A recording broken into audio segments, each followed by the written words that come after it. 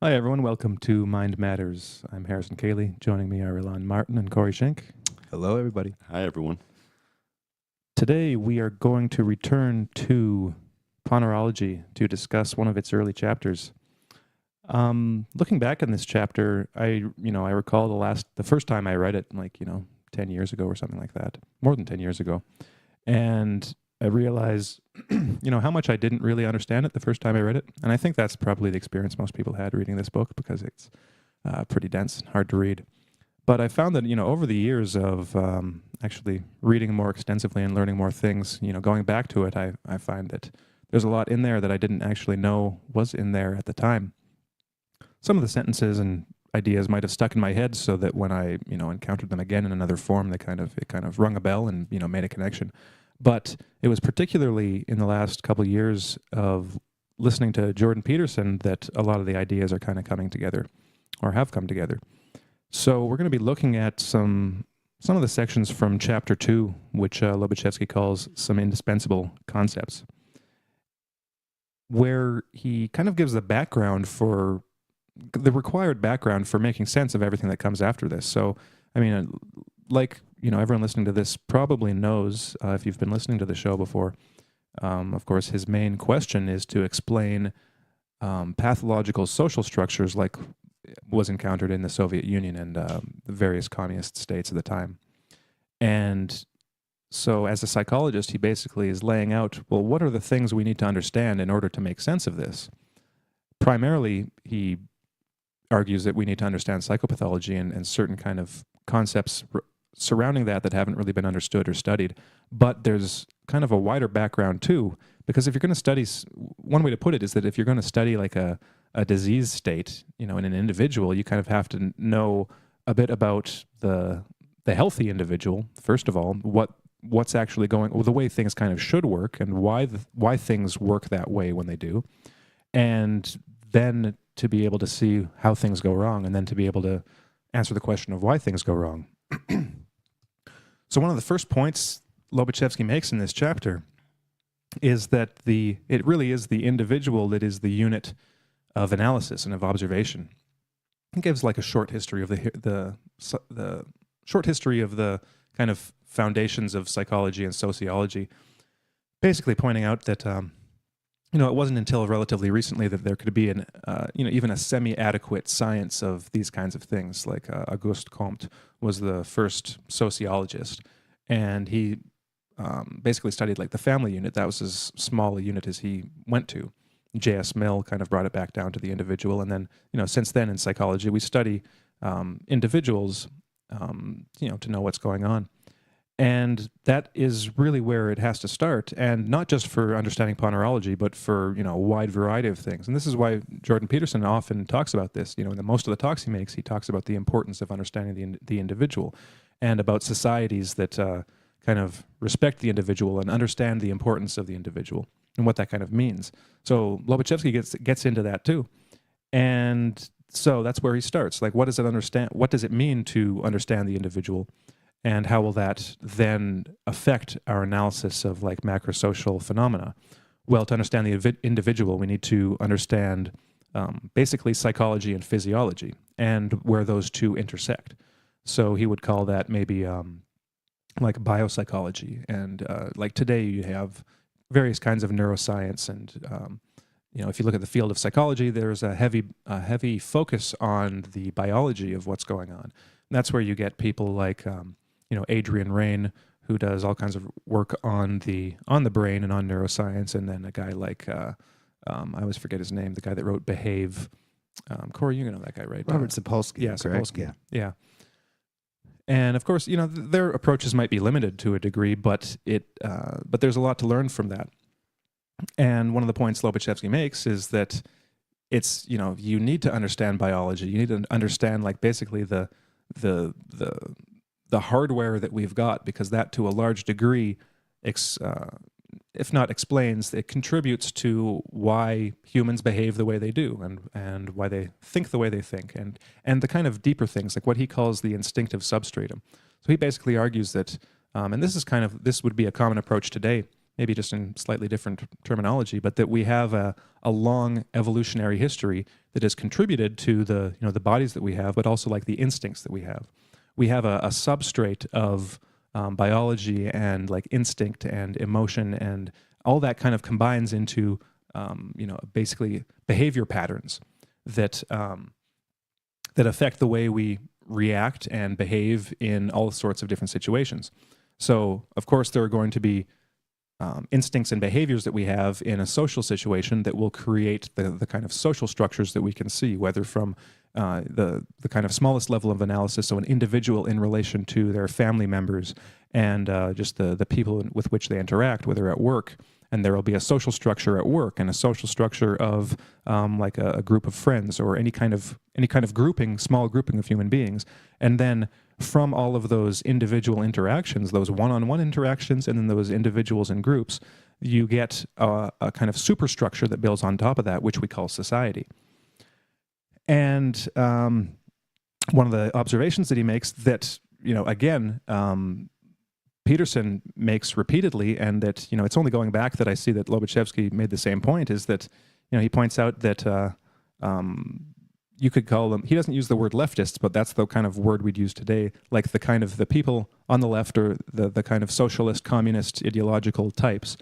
And he would argue, he would say maybe it's a better way to put that would be to call them just pathocrats or supporters of a pathocratic ideology, that they deny the physiology, they deny the biology, and they focus strictly on perhaps the psychological or the sociological. That and that's essentially what neo-Marxists and the postmodern neo-Marxists kind of, that's their worldview, that there isn't a human nature, that human nature is malleable and it's completely determined by social forces, and so the way that translates into a kind of a wider ideological framework is that human nature can be made to be whatever we want it to be. So this goes back to the talks that we had more about religion and religious ideologies, which are basically, this is our vision of the good humanity, what humanity should be or could be, and then here are all the rules and practices that we will institute in order to make people like that, because they are malleable. But the error in that is that people are not that malleable. In fact, they have a nature, and that's basically what Lobachevsky is going about doing in this chapter, is to just give like the most basic and bare bones but fundamental like shared features of humans to give an idea of what that human nature is. So maybe to just give a little summary of what he says that leads up to kind of the more social stuff, is that basically if you look at the individual and you take into account physiology and psychology, you find that there are a few kind of shared phenomena that we need to understand, one of which is memory, and memory, association, reasoning, and what he calls like a basic intelligence, which is basically like a social intelligence. You might even be able to call it common sense. He does it various times. It's just the common sense of people interacting with each other, the intelligence that they show in their interpersonal interactions with each other. So he would include just basic societal kind of norms and morals in that, but that are shared widely throughout the whole human species, arguably. So this gets into this is the area that Jonathan Haidt looked into with his Righteous Mind, these kind of moral taste buds, the kind of basic moral impulses that all humans seem to have, but which we where we differ is in the specifics of how we address those kind of moral concerns. But the reason that he brings up memory and association and reasoning is that those are the foundation of just basic human behavior. I mentioned on the last show, I think, about memory, is that I don't think we very often sit back to think about just how important memory is and how central it is to human consciousness, that everything we do depends on memory. Even in the tiniest length span of time, stringing together like a two-syllable word. In order to say a two-syllable word, you have to have a continuous memory that's cycling back on itself of what you were saying or not saying before you said the word, from the instant you first said the word, how long you've been saying that syllable when the next syllable comes around, and within like all of those little tiny memories, and reversions to memory within just saying that one word, you have, of course, your long-term memories of language and all the ideas and concepts and feelings surrounding that surrounding that word, and then, of course, the context in which you're saying it and the thought in which, like the larger thought in which you're placing that word, and intimately tied with memory is association. So the way one kind of thought or image flows to the next. And that, of course, comes from memory too. Any image that comes to mind is an image that is in some way culled from memory, either because it resembles something or you're remembering an actual thing, like you're remembering what your teapot looks like, right? Or you might, the idea of teapot might come up as a memory within a certain thought, etc. But these follow certain rules, certain universal rules. Like all humans, unless they have some kind of brain damage or other problem, all humans remember. And memory contributes to all of that. And the way that memories and like memories and the process of thought comes together is associative. And then the reasoning is on top of that as well. Like we think in terms of certain like logical rules, at least most of the time. And even then there are certain patterns to it. But when we're reasoning about something, there are certain universal standards by which we reason. Something either happened or it didn't. And if it's not, you're lying. And there are certain, it's not you're lying or you're mistaken. But there's certain bedrocks of kind of truth and reasoning. And the way this plays into the larger framework is that these psychological phenomena are basically what determine these interactions that we have with others, and when they go wrong, when there are problems in those reasoning processes or in those thinking patterns or in basic intelligence and the way we interact with each other, we could call those moral failings. There are reasons for why they go wrong. And he lists just the very basic one, what he calls selective, like selection and substitution of premises, basically where where something goes wrong in your reasoning process to the degree where you can believe something that didn't happen, or justify something based on a false premise, or believe a false premise in order to make the thinking like relatively logical. Like it needs to have a certain form for people to be able to get behind it, to get behind their own thoughts, right? And this is where like self-justification and rationalization come in. And this can cause not only interpersonal problems, but in a wider social framework, it can be directed and even directed and influenced and even brought on by an external factor, which acts as a kind of it has like a distorting effect on human reasoning, cognition, thinking, intention, like everything that we think of as contributing to our behaviors. And this can be like traumatic experiences, or they can be malevolence, like direct, like conscious malevolence of a person, either like a parent or some close relation, or someone that you don't know. This could be a figure that just has a kind of a wide social influence that can distort your own reasoning, your own thinking, your own morals even. And that's just kind of a very basic introduction of one of just some of the points that Lobachevsky makes on why you have to start at the individual. Well, I think I just wanted to talk about why I think he calls these indispensable concepts. It's mostly because I think Jordan Peterson made the distinction in a talk. I'm not sure when he made that talk, but he was discussing the distinction between tragedy and evil, and how when you're trying to understand what evil really is, you have to make this distinction between normal person and their moral failings, and the actual cruel imagination of like a psychopath. And he uses the example of the motto of I think it was Auschwitz, that work can set you free. Work will set you free. Work will set you free. So he said, imagine the kind of cruel, disgusting, and sadistic imagination that would conjure up this idea, this cruel joke, and then place that in front of all of these slave laborers who are working for their death. And he mentions the fact that it's our moral failings that just our short-sighted, limited way of viewing other people's the reasons that they make the decisions that they do, and our lack of awareness of what's really going on. Why they're acting the way they do. And I think just as one example, the election of Donald Trump. When you look at it through like the moral prism of the left, what you see is a resurgence of white nationalism, and that's what they see because that's what they've, the image that they've conjured up of what Trump represents, what white people represent, what capitalism represents, all of these different things that have all these moral connotations that seek to explain reality.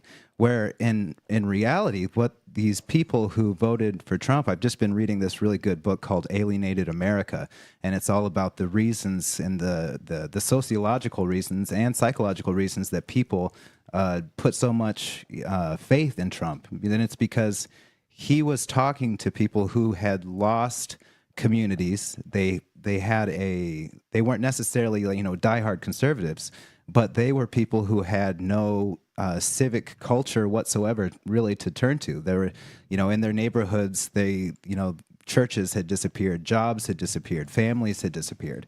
And for them, Trump, this was like an apocalyptic moment. And they voted for Trump because he was speaking directly to them. When he would say, everywhere I go, I see a disaster. This is a total disaster. And so what they see in him is the hope that they can rebuild, that he'll do something to bring back jobs. To when he says "Make America Great Again," what they're hearing is we'll get our families back, we'll get a sense of belonging back, we'll get some sort of a meaning back. But when you view it just through a complete moral lens, what you see is this resurgence of white nationalism and then on the opposite end. When you don't understand where this more liberal mentality is coming from, then you just end up with, more kind of the moralizing about libtards and how, liberals have always been the source of communism and evil in the world. And so you have to be able to understand this, just the basic tragedies that are inherent in our limited awareness of reality and how that can result in bad things. But not necessarily because these people are evil, because you have a different moral outlook. It doesn't mean that you're evil, because you can have this moral outlook, you can be wrong, but it can be just because you are not using these higher functions that he's talking about. You're not drawing on memory. You're not, using these associations that we are biologically granted to go out and to make connections, to learn, to augment the memory that we have with more, and greater information.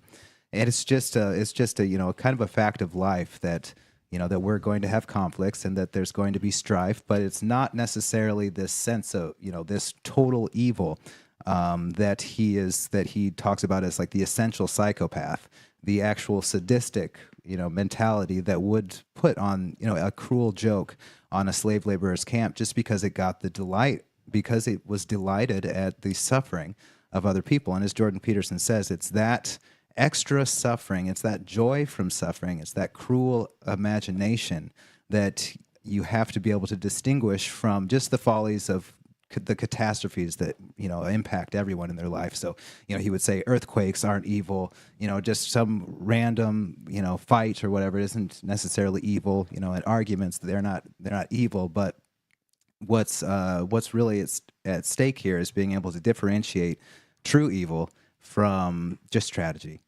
Well, this is a point that Lobachevsky gets back to several times in this chapter, which is that there's very little in contemporary society that encourages the kind of appreciation and understanding and knowledge of those with different moral values or structures or priorities.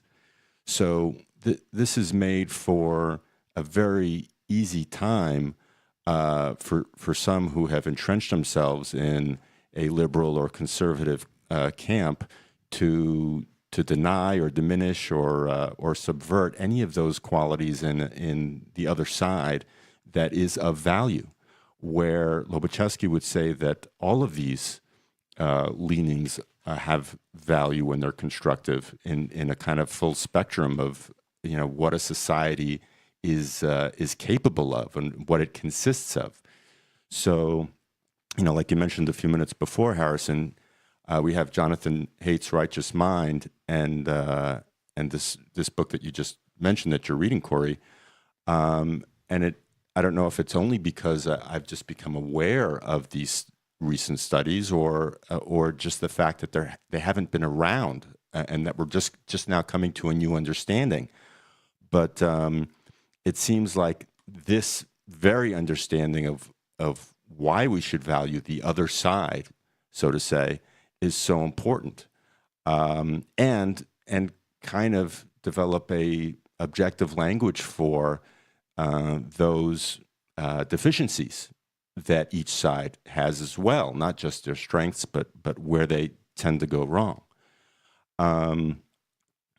Like yourself, Harrison, I've gone back to this book many times over the years, and I was just reading portions of it that I could not have understood to the degree that I do now 10 years ago, or even 5 years ago. And I feel like Lobachevsky has, it's just, he sounds like Peterson, or he sounds like any of the good kind of social critics that we're finding these days, who are describing the phenomenon, especially on the Marxist cultural left, that is just so corrosive. So I'd just like to read a couple of things here that I feel are just spot on, and comment on some of the things that are more tertiary to the main point that I want to get across. So Lobachevsky says, if various circumstances combine, including a given society's deficient psychological worldview, individuals are forced to exercise functions which do not make full use of his or her talents. When this happens, said person's productivity is no better, and often even worse, than that of a worker with satisfactory talents. Such an individual then feels cheated and inundated by duties which prevent him from achieving self-realization. His thoughts wander from his duties into a world of fantasy, or into matters which are of greater interest to him in his daydream world. He is what he should and deserves to be. Such a person always knows if his social and professional adjustment has taken a downward direction. At the same time, however, if he fails to develop a healthy critical faculty concerning the upper limits of his own talents, his daydreams may, quote-unquote, fix on an unfair world where, quote, all you need is power, end quote. Revolutionary and radical ideas find fertile soil among such people in downward social adaptations. It is in society's best interests to correct such conditions, not only for better productivity, but to avoid tragedies. And he goes on to say, politicians should also be aware that in each society there are people whose basic intelligence, natural psychological worldview, and moral reasoning have developed improperly. Some of these persons contain the cause within themselves. Others were subjected to psychologically abnormal people as children. Such individuals' comprehension of social and moral questions is different, both from the natural and from the objective viewpoint. They constitute a destructive factor for the development of society's psychological concepts, social structure, and internal bonds.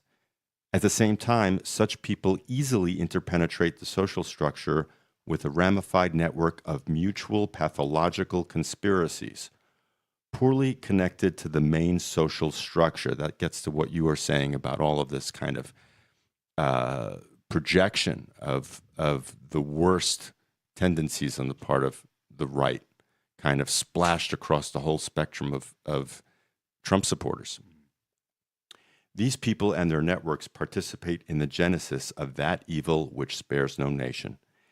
This substructure gives birth to dreams of obtaining power and imposing one's will upon society, and is quite often actually brought about in various countries and during historical times as well. It is for this reason that a significant portion of our consideration shall be devoted to understanding of this age-old and dangerous source of problems. So, we've recently read about feminists who have come out and said point blank, it's all about acquiring power. And that's it. Power as an end unto itself. Power as a not as a means of making things better for all, regardless of who they are and what part and role they have in society, but just the total selfish, pathological accrual of raising oneself to a stature that is inappropriate. And there's another portion in this chapter where Lobachevsky says, there are people who understand that they may not be the most intelligent or have the most talents or exist high up in the social hierarchy, but they're willing to accept those that are above them and who earn more and who do well for themselves if it's proportionate, if there's a balance. But when they notice among those who are kind of fluffing themselves up and gaining wealth and power that's so disproportionate to their station, to what they've been able to accomplish, to their gifts, then there's this natural resentment and anger that builds, and justifiably so. And I think that also goes a long way in informing and explaining why you have a whole population of people who are in support of Trump and who have had enough of the kind of neoliberal policies and politics of the left that are so obviously an attempt to attain power for themselves and nothing else. Well, I want to go back to a couple of the things that you brought up. First, to give some background on the first quote that you read, where he's talking about upward and downward social adjustment. The point he has there, well, the background to that is actually quite important and even quite like profound and complex, because he basically he's describing how society develops normally when like normal humans are just left to their own devices, basically. And the way he basically describes it is that, well, first he makes another very, very Petersonian point that, as the most complex species on the planet, humanity is also the most variegated. We have the most variations in individual traits. So this would be kind of getting into like the personality differences, like the Big Five. We had a show about that, and how unequally distributed talent is and competence. How in any different field, you're going to have a very tiny minority of the population that actually will succeed in that field or that actually has the aptitude. But that when there is a healthy social structure in place, people tend to sort themselves, into basically a natural hierarchy where the people at the top of each like individual hierarchy are the ones with the talent, with the competence. So you can, he points out it's never going to be perfect, but that's kind of the direction things go into. So you can compare like I'll use a musical example. You've got an orchestra. You have auditions and basically tryouts to get into this orchestra, and then you have people who have some talent who are basically making a judgment on your ability, your like your proficiency, the degree at which you can perform, and then you'll be hired.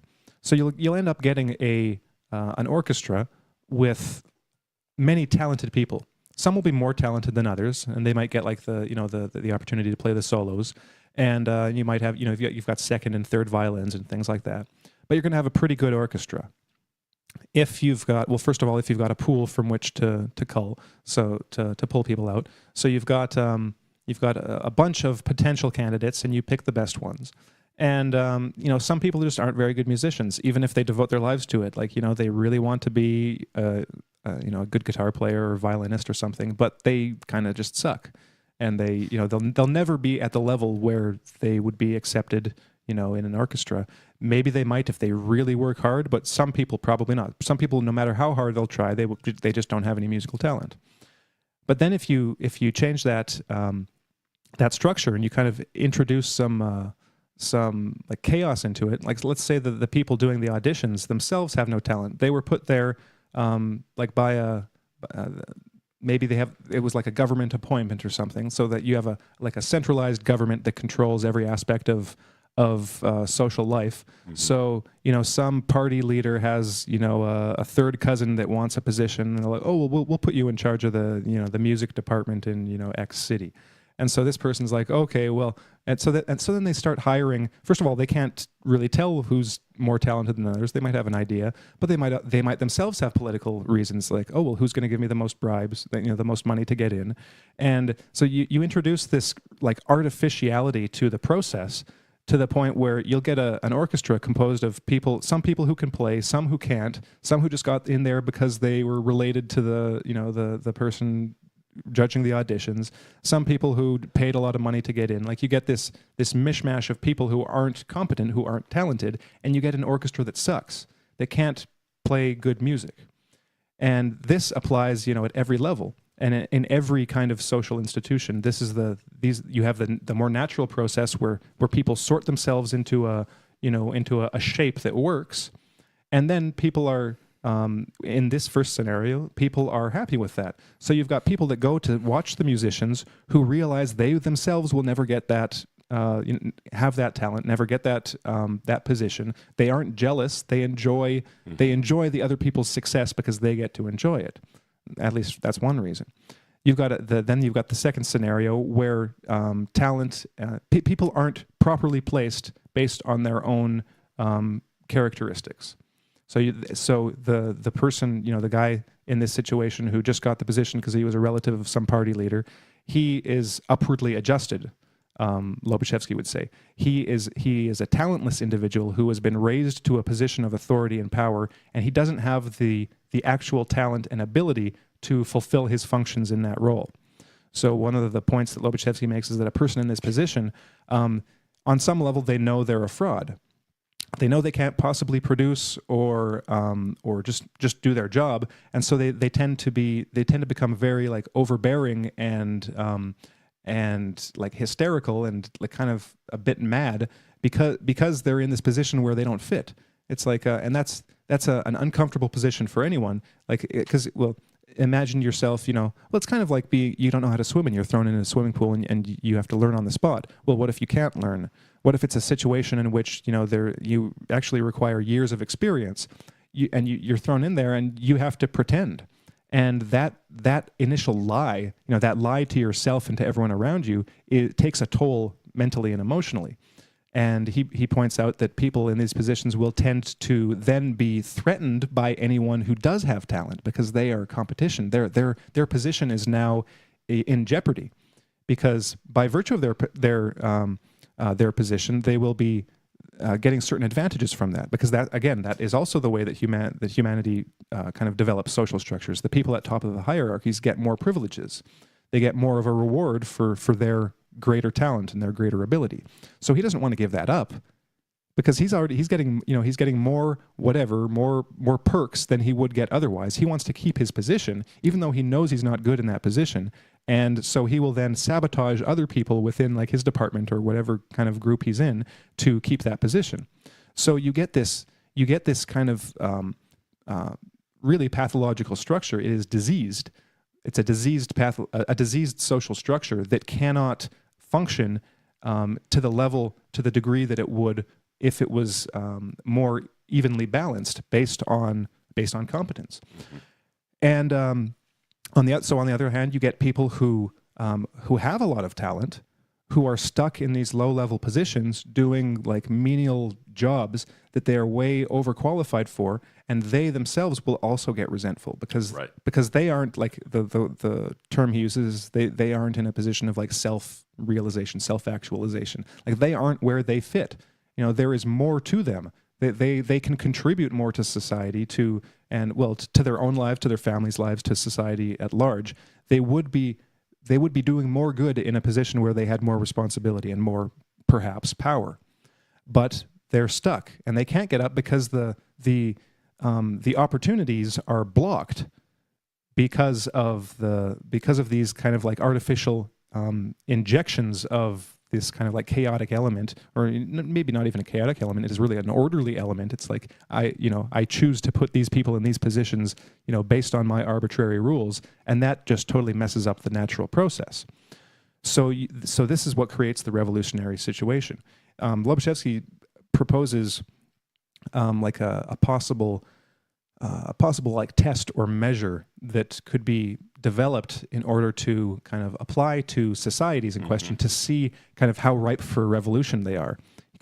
He basically says that it could be developed. You look at basically we should be able to come up with a measure of a bunch of individuals in a given society and whether they're upward or downward adjusted. And I mean, I think that should be possible.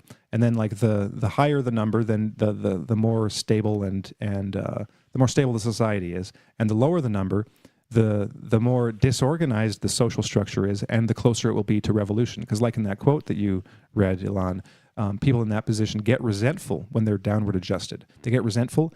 They have contempt for the people above them, like the people who have positions that they don't deserve, who abuse their positions, and that creates the potential for revolution. There's a phenomenon that Lobachevsky doesn't talk about precisely, but it's in there too, because he would call, like, you might call this a very unequal position or unequal situation. Not unequal in the sense,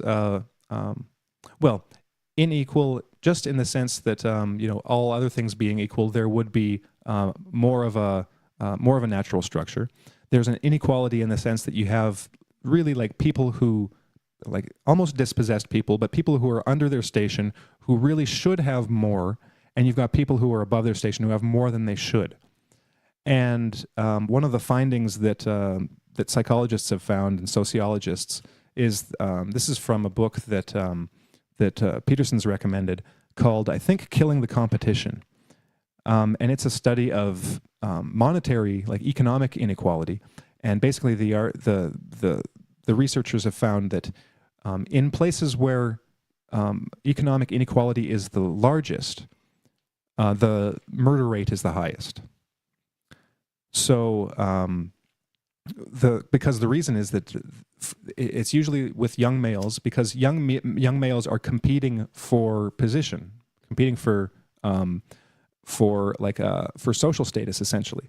And when they have no opportunity, when they're stuck at that level, that creates this kind of like competition between all these young males that don't have a way of basically finding a healthy role in society to play. So they get into drugs and gangs, and then they're basically competing for women by getting the most power in that situation that they can, the most prestige, the most status, and they end up killing each other. That's where murder rates are the highest. When there's a more equitable distribution, where those people, like people in that position, young men in that position, would have the opportunity to actually get decently paying jobs, the murder rate goes way down. Mm-hmm. That's just one example. So one of the ideas in this chapter that again I didn't realize until rereading it is that Lobachevsky, even though he doesn't use the word, he is talking about equality of opportunity in lots of these sections. He's basically talking about how important equality of opportunity is, because when the opportunities are there, that allows for the social structure to emerge, that allows for the people with talent to get into positions, and like from a more leftist perspective, he also argues that one of the important things is that the people on the bottom, like the people that don't have very much talent, at least no talent to the degree to where they would naturally be in a position of influence and like authority, that they need a relatively equitable kind of exchange. Like they need to be able to function. Like they need a decent basic income, for instance, because when they have too little, then like Peterson again says, it's like that's when you get problems, when the social structure is so entrenched that the top ends up getting like the top percentage ends up getting like the majority of the wealth, but that'll happen in any given social structure, but they get so much, and in addition to that, the people at the very bottom don't even have enough.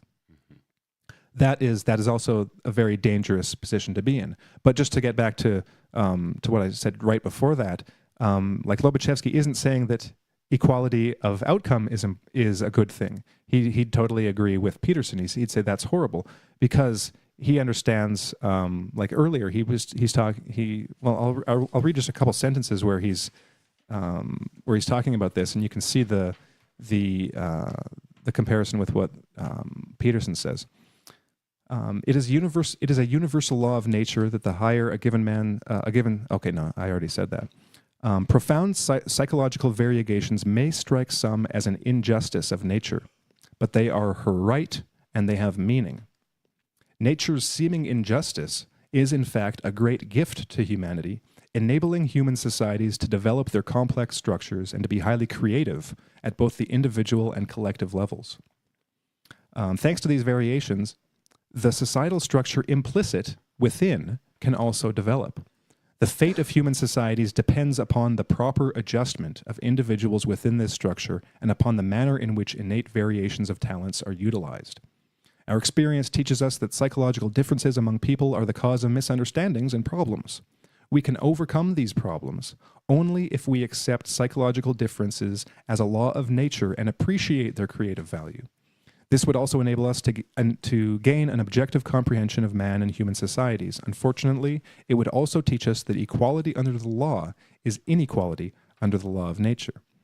And that gets back to what, I can't remember, one of you were saying about the differences, like the kind of political differences, like in the United States, for instance, and the tensions between like the left and the right. And Lobachevsky is basically saying, yeah, that's understandable because, like we know from all the like Peterson and Haidt, the psychological differences between like conservatives and liberals, those differences are there. But like Peterson is saying, and like Lobachevsky is saying, if we understand the importance of those differences and the role they play, then those it kind of takes the bite out of the conflict between them. It's like, okay, I don't agree with you.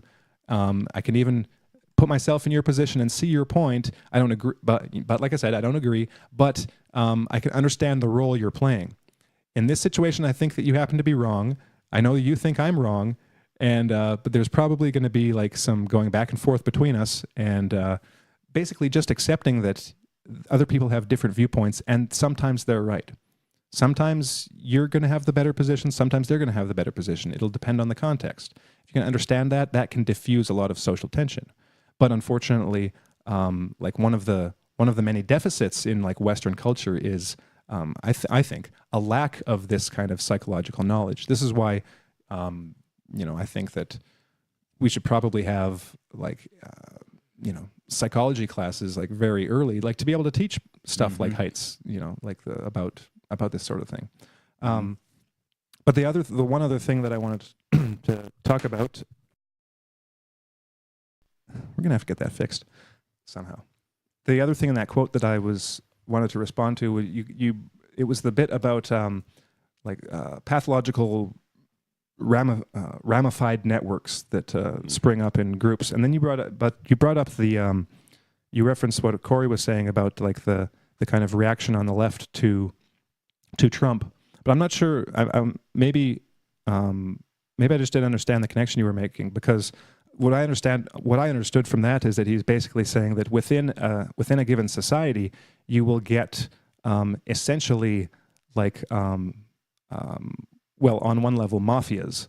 You'll get groups of people that will form together and form their own little society, which will be pathological in nature, that exists not within the normal societal structure, but kind of like, well, it's there, but it's not integrated within the wider structure. It's like a tumor that grows on the body, a tumor.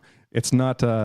It hasn't been. It isn't integrated with the wider social framework. And what Lobachevsky is saying is that like those groups are the ones, like often they're revolutionary, like activist groups when they get into the realm of politics, that then like Antifa or something like that, or like the right sector, or like the Salafist jihadist movements in various countries. Like these are the kind of mini social structures that develop that then want to take power. Yeah, because they can't see the kind of wisdom of social structures. They can't see the inherent wisdom in a hierarchy of competence.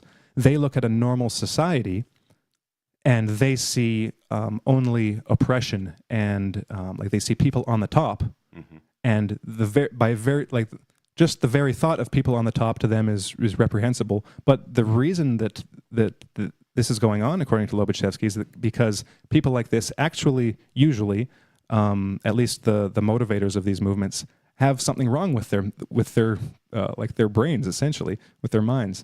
That like psychopaths, like schizoids, like they can't see social reality the way normal people can, and it strikes them as an injustice. And another reason it strikes them as an injustice is because for them, they would like to have the freedom and the power to do certain things that other people find socially reprehensible. So, like a mafia wants to be able to get away with all sorts of crimes that are outside of the realm of normal human interactions and enterprise, and they want to be able to get away with it. And so they realize the only way that they can get away with it is if they get in bed, or they get some cops, they get some politicians, they have some equitable exchanges with these people, and the people in power protect them in some ways, and maybe even put some laws in place that will give them an advantage. And they realize they need legal power, like power from the highest positions, in order to get what they want and to be able to do what they do, which is totally outside the bounds of normal, like, human societies. Well, so I feel like you sort of answered your own question. Just to compare the Mafia to the far left in this country, you do have these radical people who want to do exactly what they want to do. They're trying to gain political influence. They have been putting pressure on politicians to enact certain legislation. In Canada, we have the law that Jordan Peterson was resisting. You have an attempt to browbeat and abuse police officers. We've recently seen videos of the Antifa groups kind of lambasting and browbeating the police for just doing their basic job of keeping civil order. They've basically taken over the streets in certain sectors. They have influenced the media in kind of presenting things in their own fashion or to their perspective or point of view. So I'm not sure that there's that much of a difference in some ways. Well, I just say that I'd agree, but there needs to be some distinctions made. Like the reaction to Trump, there are probably the vast majority of people who have a negative reaction to Trump and see the rise of like the far right and the alt-right are just normal people. They're like what we would call normal liberals who don't have psychological knowledge, don't appreciate the perspective of the right, who are being hystericized by various factors, but they're not part of like a ramified pathological network necessarily. They can be, and I think some of the examples you raised are like revolutionary groups like Antifa and various activist movements and activist leaders are pathological and are kind of these vectors of pathological chaos. But in the wider framework, I think it's just the not just, but it is primarily just the acting out of these kind of normal human differences when without understanding.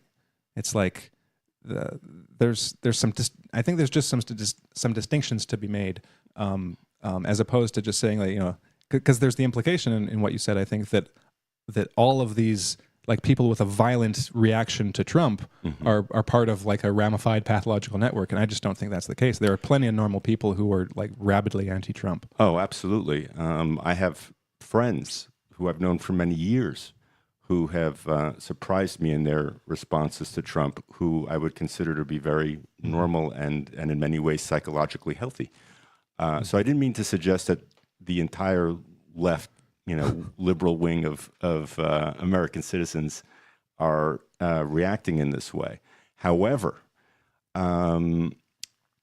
it's such a shock to me in so many ways that they don't see some of these things for themselves, and have joined the Women's March in a response to Trump's perceived misogyny, and have reacted so negatively in some ways to the idea that immigration should be more rigorously enforced, that the danger of the pathology among the very far left is so present among those that are in the kind of centrist field that I have to acknowledge it. I'm responding viscerally to it. And who knows? I mean, in all honesty, if I wasn't making such a focus of trying to understand this and spend so much time looking at this in reading and working on SOT and discussing these ideas with here, I could even see my own liberal tendencies veer off in a direction, maybe, in some of these ways, if I wasn't looking at things as in a nuanced way as I possibly could. Having said that, now that I have, to the degree that I am, it's just it's a very difficult thing to see among people. I would hope could be more objective and look at more data and just have a healthier outlook towards those phenomena that we're seeing unfold right now. Well, and this comes back to one of the first points I brought up at the beginning of the show of these basic kind of human universals like memory, association, and reasoning, and then the errors that crop up in those, which are subconscious selection and substitution of data. That is like those errors, which I would say apply perfectly to a lot of the like anti-Trump, anti-alt-right like worldview or mentality, because within that mentality there are all kinds of like falsehoods, like seeing the wrong things, seeing things that aren't there. For instance, like we did on the show with the MAGA hat kid, like seeing things that aren't there and creating these whole like narratives in like instantaneously that go on for a while that aren't based on anything in reality. Like these are normal human processes that where they go wrong, that create the opening for what Lobachevsky's talking about, like a further progression of this other disease state.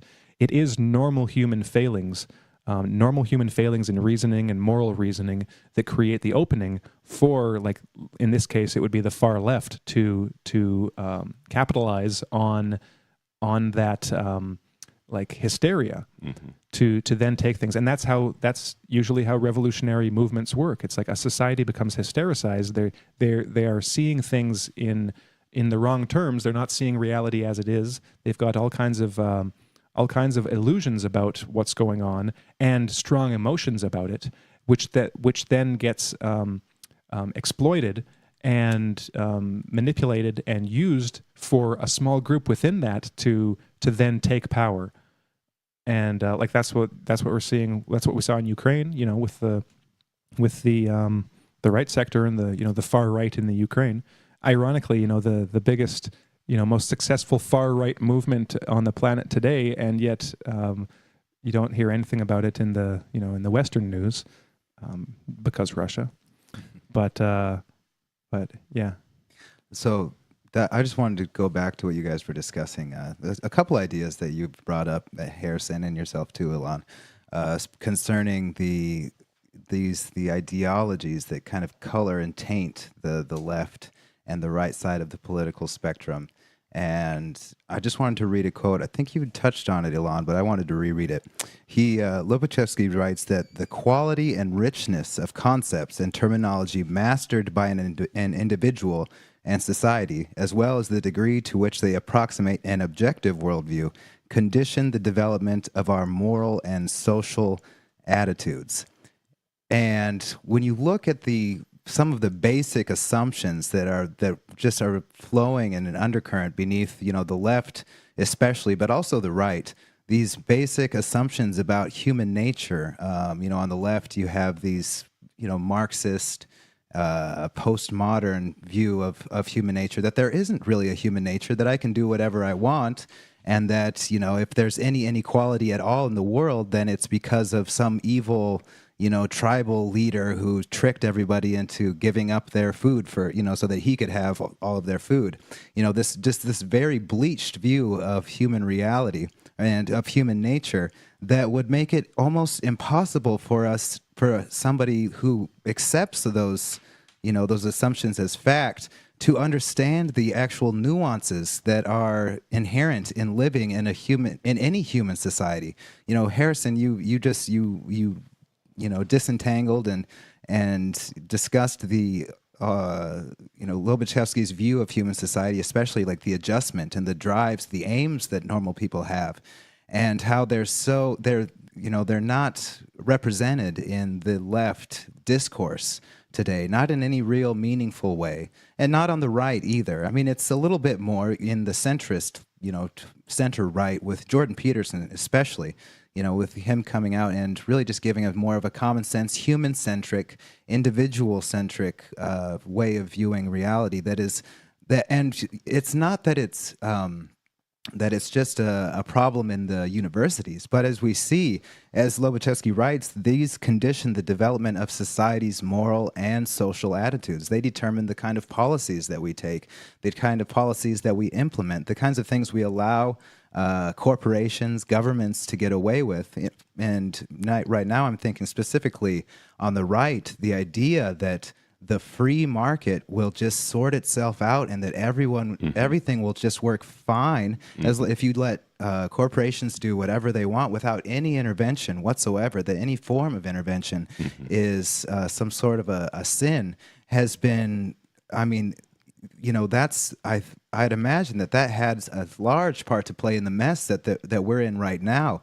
The idea that you can just let automation come in and wreck entire industries, throw people out of their jobs, ship jobs overseas, and then that there would not be any impact, or that if there was any impact, it didn't matter because the free market was allowing it all to happen. It's like, no, that's not the responsibility that we take as human beings for one another. That kind of idea is pathological. And it's wrong too. There's no such thing as just a free market equilibrium where everything just clears and everyone is happy. That's not reality. It's an asinine assumption that some Ivy League or Chicago school or neoliberal or neoclassical economists use in order to get another job or to get their PhD.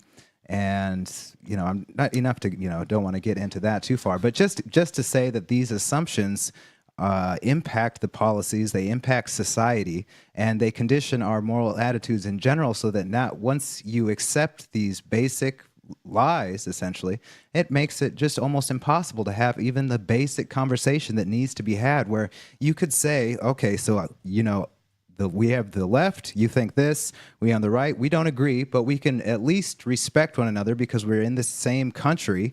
We have to, do we want to exist as a country, or do we think that we're immortal? Do we think that we're so exceptional that there's nothing that we could do that could possibly lead to a horrible outcome for us as a nation?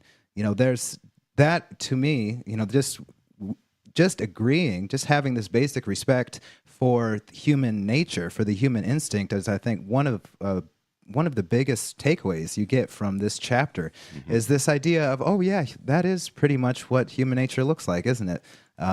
People go through disintegrative states, they suffer, they work, they want to succeed, they want to function well, they want to be able to contribute to society in a way that is fair, and when they do, they achieve a sense of social justice for themselves, and their family, which then reaps more rewards. There's more fruits for others involved, but it's not divorced from human nature. That is inherently a part of it. That's what limits us, our moral understanding, our moral failings will trip this process up, and we have to be able to at least understand and at least reach out respectfully and be able to say, okay, so this, I think, this is wrong.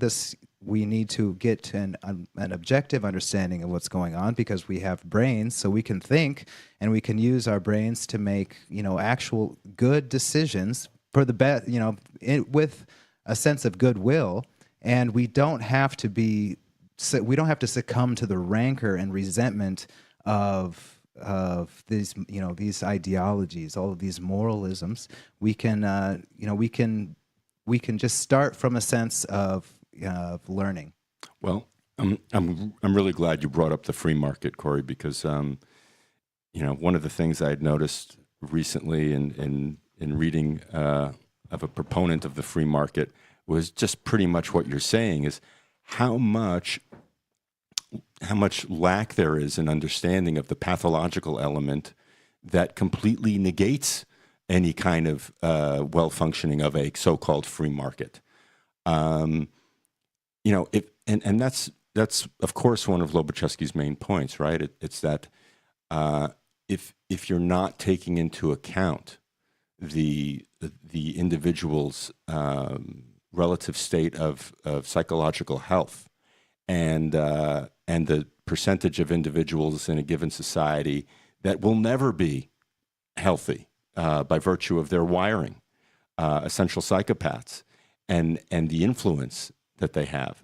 You can, if you don't account for that type of thinking and influence within a given society, there's no system that will ever work. You have to qualify it. You have to be able to weed out or find a system that at least mitigates the effects of psychopaths.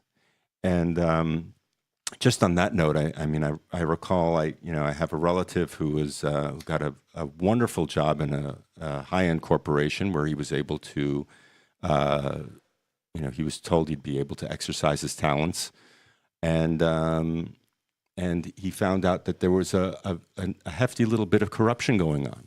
So he reported on it and was in fact fired. And it was quite a lesson to me that the corporation would prefer to keep the corruption in place because of the nepotism involved than weed it out. And I have another friend in recent years who had also had a very good work ethic, worked very hard, and had reported some inefficiencies and things that were going on in her department, and was targeted by someone very high up within the corporation she worked for, and she was basically terminated on a kind of whimsical premise. And it was it was very sad. She was beside herself with grief for having been kind of shafted. She didn't understand. She knew that she had this enemy, and it was something of it was very gratifying for me that I could say, look, there are some people who are just this way. They exist merely for their own self-aggrandizement and power and their position in a given hierarchy, and they don't care a whit for yourself or for the well-functioning of an organization or for society or for anything else. Read this and this, read society, read Paul Babiak and Richard Hare's Snakes in Suits. So there's a whole place for which understanding the pathological element of a society takes, and that we should consider. And that's another kind of main point, I think, that Lobachevsky brings up in this chapter in trying to understand what makes a society healthy and what gets in the way of that. Maybe moving on to another point, some interesting things from the end of this chapter. One thing that stuck out to me was his discussion of democracy, because he basically said he provided some interesting conditions for like a successful democracy. he said that it needs basically a prior history or tradition of that form of government, a developed social structure along the lines of what we're talking about, basically like a social structure that can develop through kind of equality of opportunity to some degree, and a level of education, and that the form of the governmental form and societal form of democracy is partially justified by the healthy common sense of the individuals within society. What he means by that is basically that in a social hierarchy, you have some people who are in positions of authority and know certain things, whether it be like political, economic, basically like organizational things, like people with some degree of expertise that the vast majority of people have no understanding of, like sometimes less than no understanding of. They're just completely wrong on their gut intuitions about the way the economy should be and the way politics should be. Most people's opinions are worthless on things like that. But he says that that the vast majority of people do have a healthy degree of common sense, specifically in this kind of social structure manner. Like they can see when someone's in a position that they don't deserve. They can see frauds to some degree. Of course, not all the time, and some frauds are really good. But when I was reading this, I got the example of like the Kardashians. The Kardashians are really, really popular among a degree of a segment of the population. But most people I talk with are just like, man, these people are stupid. Like, watching reality TV. I think a lot of people watch reality TV not because they have any kind of admiration for these people, but it's just kind of fun watching a bunch of people that don't really deserve to have the kind of stature that they do. But you can see someone in a position who hasn't got there by anything that they've done, and who just you wonder why. It's like, well, why does that person have everything that they've got? What have they done? Well, and chances are, I think where most people are right. So that like there's a general, like, people have the ability to kind of have a it's like a thermometer. Like they've got a certain kind of sense of what's going on and what's right and wrong. They might not know the specifics, but that sense can be trusted. Can also be manipulated. But on that, he says something. I'm going to have to find the quote for it. Well, I do have a quote that may be relevant, Harrison, go ahead. And one that I wanted to read from before when you were talking about... Oh, I found it, but it's okay. You go first. Okay. Technically speaking, it would be easier to construct appropriate methods that enable us to evaluate the correlations between individual talents and social adjustment in a given country than to deal with the prior proposition of the development of psychological concepts. Conducting the proper tests would furnish us a valuable index that we might call, quote, the social order indicator, end quote. The closer the figure to +1, the more likely the country in question would be to fulfill that basic precondition for social order and take the proper path in the direction of dynamic development. A low correlation would be an indication that social reform is needed. A near zero or even negative correlation should be interpreted as a danger sign that revolution is imminent. Revolutions in one country often cause manifold problems for other countries. So it is in the best interests of all countries to monitor such conditions. Mm-hmm. And, we quite often see polls and indexes and things that indicate the relative happiness of a given nation. There was one that we published on SOT recently that showed that Finlandians in general were happier and more contented than Americans, and proceeded to outline why some of those reasons or what some of those reasons were. But I was wondering if in the vast kind of reams of data that Peterson goes through to explain what makes a society healthy, if there was any kind of contemporary index that like I think there's one that's that refers to the, if not the well-being, then the quality of life. Was it? Mm-hmm. That might be the closest I can recall to something like this. Yeah, I was looking around to try to see if I could find if anything existed. And like I was thinking, well, there's quality of life, there's job satisfaction. Um, there's got to be a bunch of like measures like this that have been come before that could maybe be combined into something like this.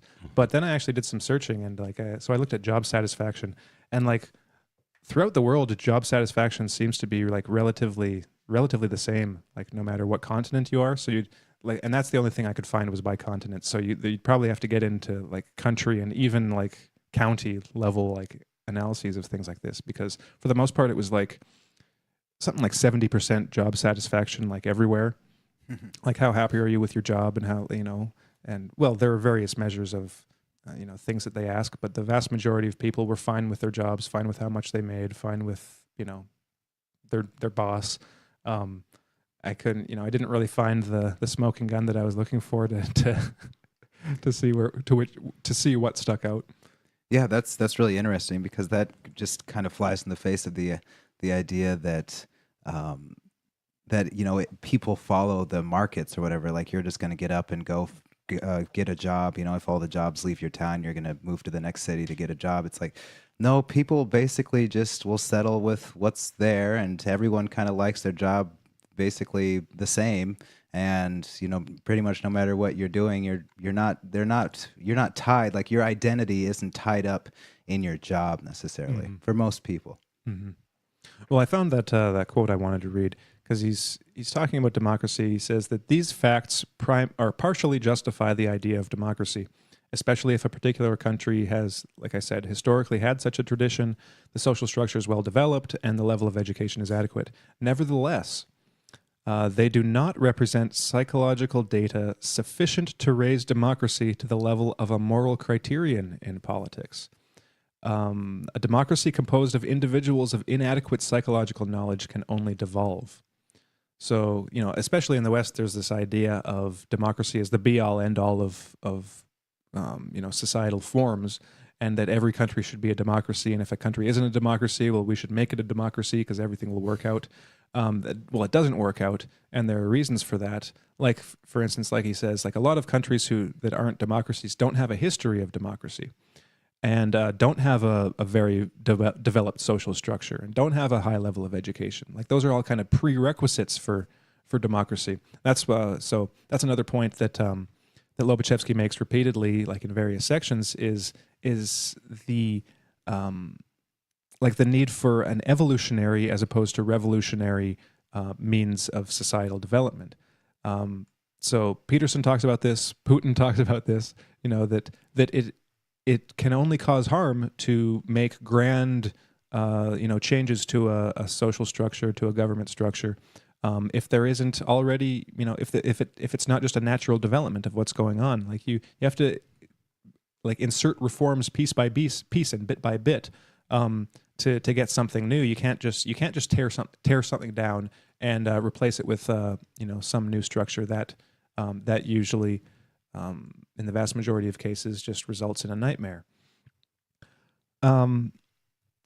So one of the other points that he makes, he brings up some of the things that we talked about, like the things that will deform or kind of I guess you could say deform the social structure, like the things that kind of tear it apart. And so he gives the example of pathologicals, like psychopaths and people with other personality disorders, like you were saying, Alon. I'll read that paragraph. He says, at the same time, such people easily Oh no, you actually read that quote earlier about the ramified network. So within even a healthy society, you still have this stuff going on. I think Lobachevsky would argue, and it's just observable, that if you take any given society, and you could probably rank order them by the influence and the harm caused by that specific portion of the population, like by the psychopathological portion of the population. And you're not going to get any country in the world that has like zero damage caused by this group. And even in the States, but what you will find is that even without widespread psychological knowledge, some countries do better than others. Like even in the West, we do have a lot of people in prison because a lot of the people in prison are actually psychopaths. Like our society isn't so far gone and so diseased that all the psychopaths are running free all the time, like they are in some societies, like they have been, like historically in a lot of societies. Like 80% of the people in like arrested for like serious crimes are psychopaths. That's pretty good for where things are. Yeah. And like it's primarily the US and some Western countries that have all the research on psychopathy and that have court systems that take all this stuff into account. It's like we're not totally in the dark about these things. But of course things could be a lot better at the same time. They always can be. But some of the other things that he says that raise problems in a society are just, the normal things. He lists racial, ethnic, and cultural differences, and especially like historical grievances. Because with historical grievances, there's two sides to the equation, right? You've got the people on the receiving end of the historical injustice, but then you also have the kind of contempt for the vanquished that the victors have. So in any place where there is a deep historical grievance, you're going to get these conflicts that can last for generations. And one of the points that he makes is that in a situation like this, it will require, like he guesses, like 3 generations of good relations and positive developments before these kind of conflicts will die down and go away. Like it is a very real problem, and not an easy one to like deflate. So when you look at all these places in the world, like the ones that come up in the news recently, like in Kashmir or like Israel Palestine, it's like how long has the Israel-Palestine thing been going on, right? It's been 2-3 generations already.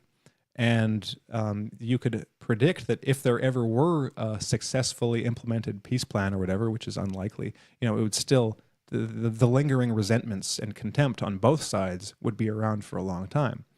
One of the points he makes is that these problems are compounded in giant countries, like the United States, like China, like Russia, because you have so many different cultural groups and ethnic groups, especially like in Russia, that you can't escape like inter-ethnic conflicts.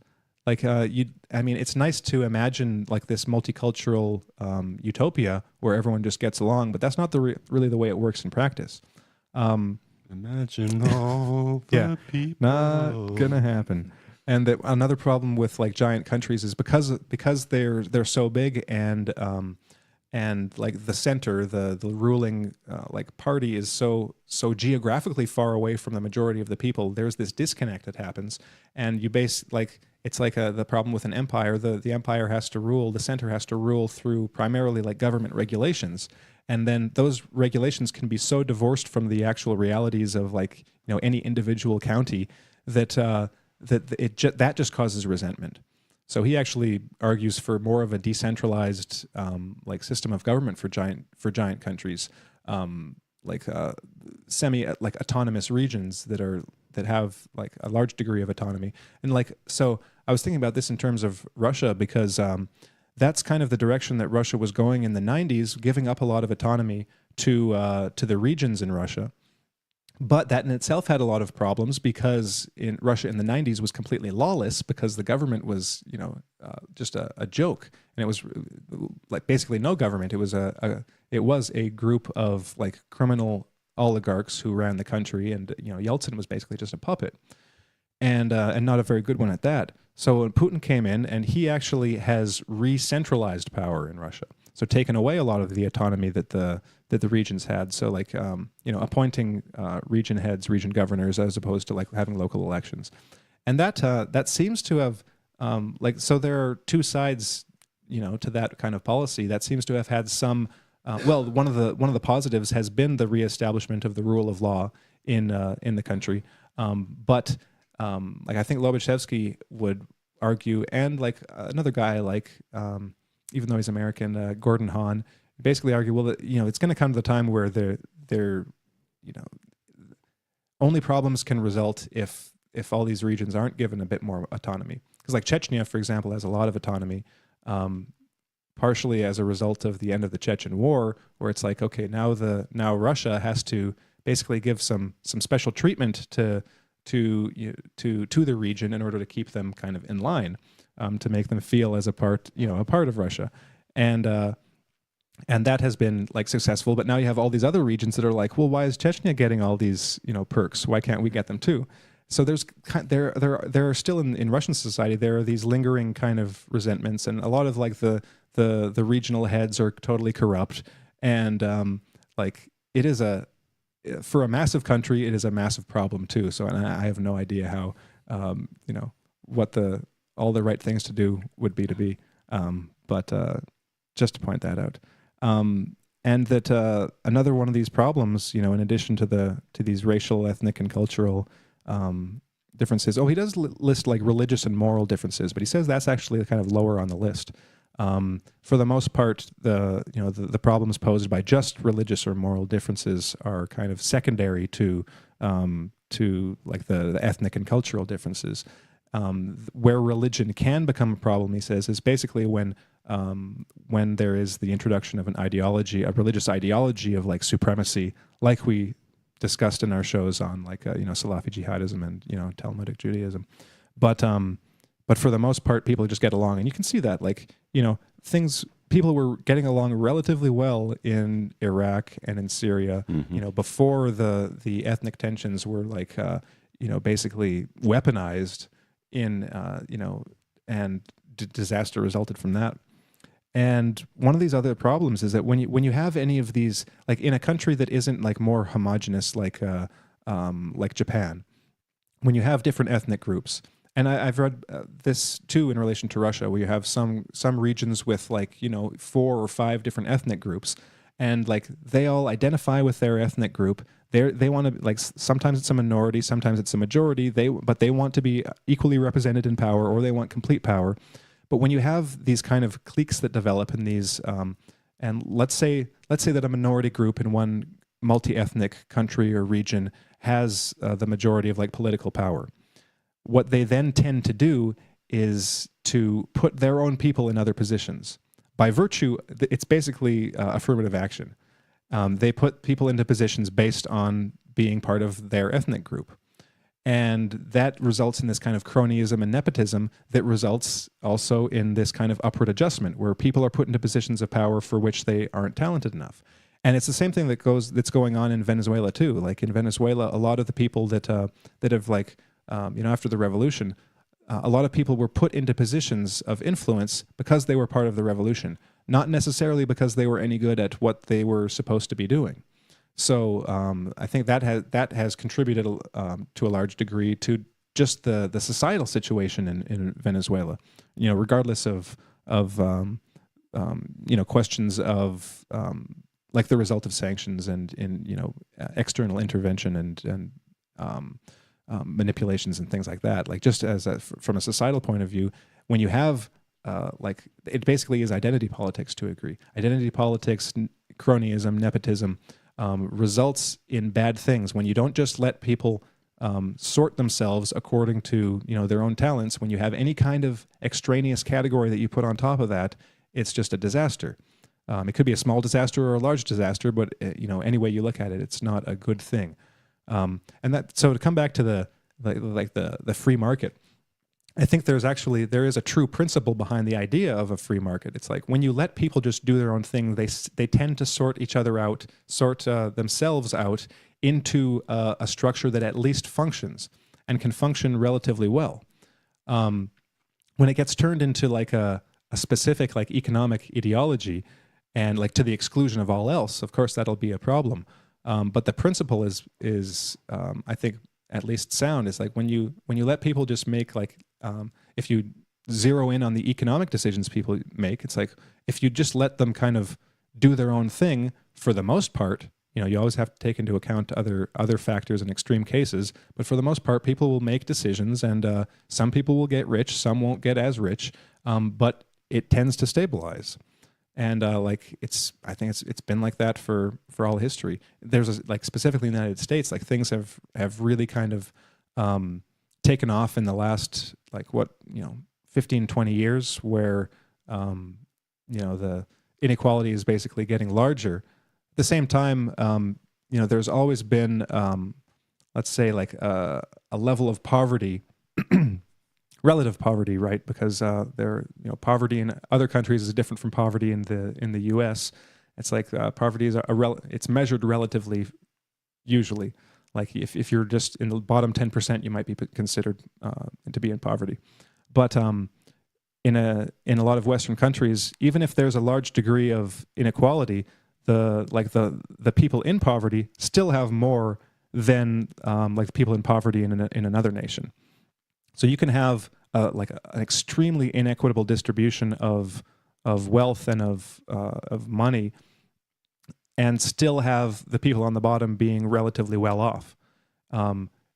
That's not to say that it couldn't be better. Like put it this way: theoretically, it's possible to have a country where everyone has like the minimum they need to be relatively happy and not to go in debt, etc. And that country can still be extremely inequitable, possibly the most inequitable, if the top has way, way more than they do. Mm-hmm. But still, no one's dying on the streets from starvation. No one's, struggling just to survive. So inequality in itself isn't something that you can just look to get like a snapshot of a country. There are other factors to take into account. Just wanted to say that.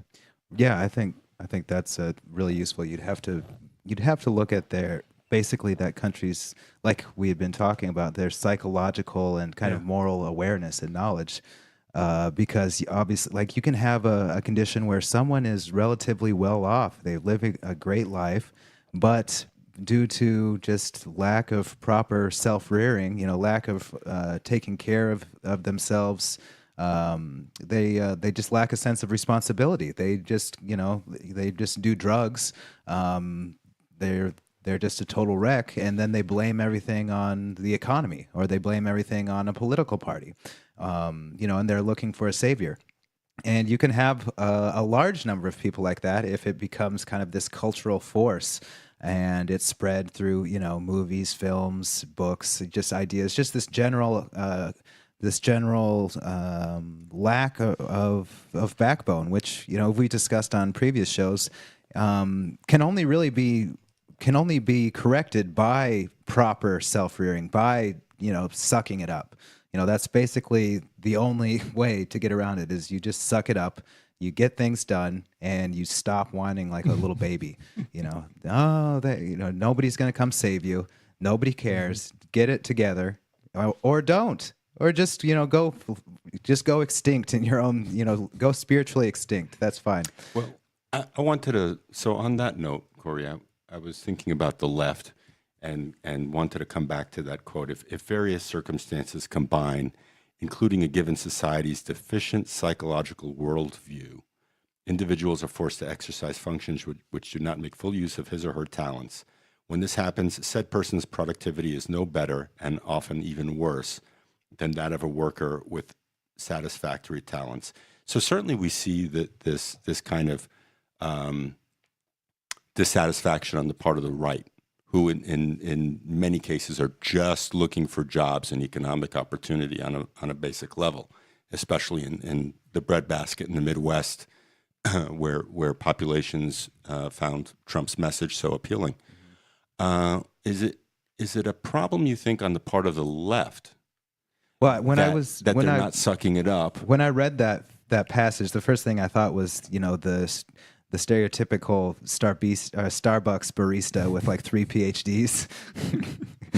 They just basically they work at Starbucks. They're smarter than everyone, and they live in San Francisco. But they just and then they go to their anarchist meetings after work because they are so used to this sense that the man is keeping them down, and So I thought possibly that had a part to play with it, or a part to play in it on the left, though I didn't put much more thought into it than just that Starbucks barista.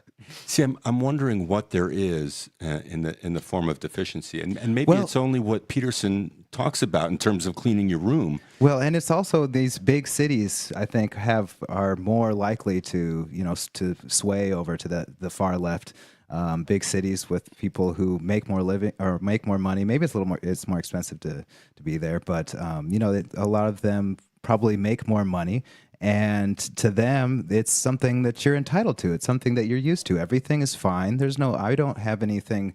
There's nothing wrong in my life. My family is perfect. I have 2 kids. I have a 6-figure year job, and the economy in where I'm at is booming. The stocks they're fine. Obama's great. Obama was handsome, and it's just that basic. That's superficial. That it's not maybe necessarily that they're not sucking it up, but it's just a matter of this superficiality that we've talked about before that happens when you go through periods of good times, where times are good, and you adopt these doctrinaire beliefs that if only you could eradicate all suffering, then life would be better. And if everyone who